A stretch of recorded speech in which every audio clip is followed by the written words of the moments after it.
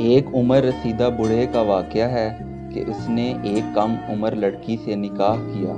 اس نے اپنا کمرہ مضبوط بند کرا لیا، پہلے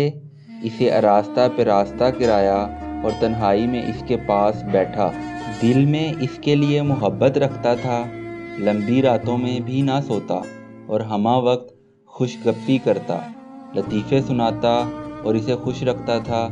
تاکہ اس کے دل سے اس کے لیے نہ نفرت ہو اور نہ ہی اس سے خوف زدہ ہو، بلکہ اس سے وہ بھی مانوس ہو جائے اور ہر لحظہ اپنی آنکھ اس پر نثار کرتا اور دل پیش کیے رہتا۔ ایک رات اس لڑکی سے بولا کہ تیرا نصیب بلند تھا اور وہ یاوری کر رہا تھا کہ تو ایک بوڑھے کے نکاح میں آئی، بوڑھا بھی ایسا کہ وہ پختہ کار ہے، جس نے دنیا دیکھی ہوئی ہے، اس زندگی میں آرام بھی ملا ہے، وہ زندگی کے گرم سرد سے ہو گزرا ہے، نیک و بد کو آزمائے ہوئے ہے، وہ لوگوں سے دوستی کے حقوق سے واقف ہے اور وہ ہر کسی سے محبت کی شرائط پوری کرتا ہے، وہ بڑا شفیق، مہربان اور میٹھی زبان والا مرد ہے۔ پھر کہا، جہاں تک ہو سکے گا میں تیری دلداری کروں گا، اور اگر تو مجھے سب کچھ ہوتے ہوئے ستائے گی تو میں پھر بھی تجھے دکھ نہ دوں گا،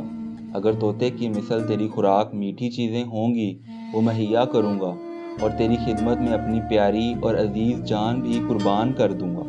تو شکر ادا کر کہ تو کسی جوان کے نکاح میں نہ آئی جو متکبر، بے عقل اور لڑاکا ہوتا، یا غیر مستقل مزاج، جسے ہر دم ہوس سے غرض ہوتی اور ہر لمحہ اس کی ایک ہی رائے، وہ ہر رات ایک نئی جگہ شب باشی کرتا اور ہر دن ایک نیا دوست بنا کر دادے عیش دیتا۔ ایسے مردوں کے بارے میں کسی نے کیا خوب کہا ہے کہ جوان اچھے ہوتے ہیں،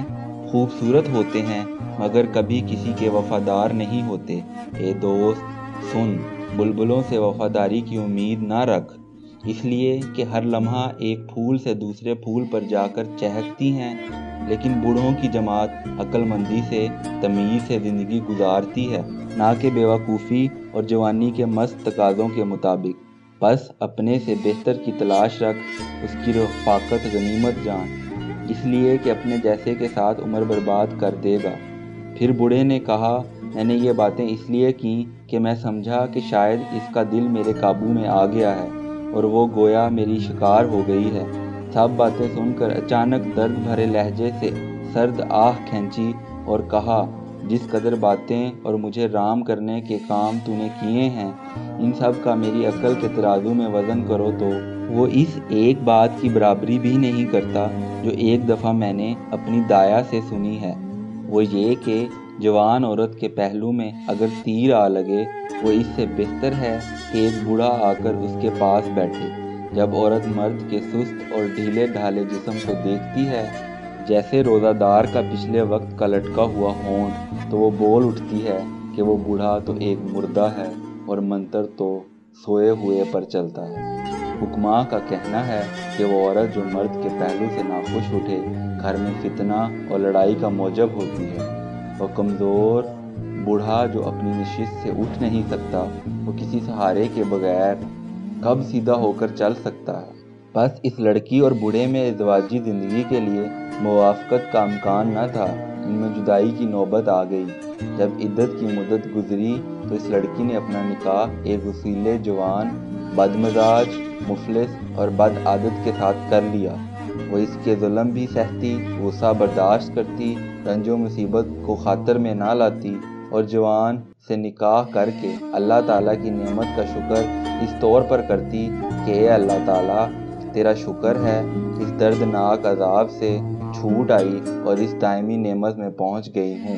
سچ ہے کہ حسین چہرہ، دیبا و مخمل کا لباس، صندل اور خوشبودار عطر،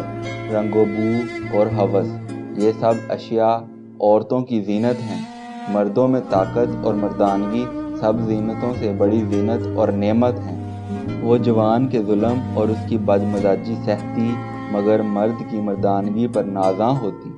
اسے کہتی ہے کہ بس تو ہی حسین صورت ہے، اس کے لیے تو کہا کرتی ہے کہ مجھے تیرے ساتھ عذاب میں جلنا بوڑھے کے ساتھ بہشت میں جانے سے بہتر ہے۔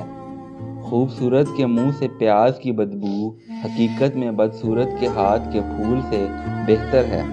بس نتیجہ یہ ہے، ہزار نعمتوں کے باوجود جوان لڑکی بوڑھے مرد کو پسند نہیں کرتی۔